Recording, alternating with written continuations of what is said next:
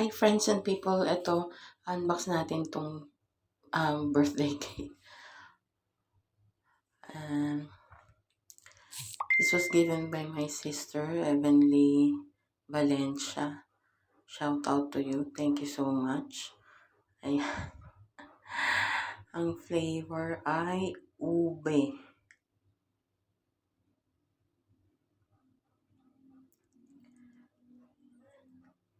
And ayan, nilabas na natin sa box. At may kandila pa. Tinanggal ang kandila. Ayan. Meron pang cover na plastic para hindi siya maging masira yung cake. Ayan, in-slice ko na yung cake at ating titikman.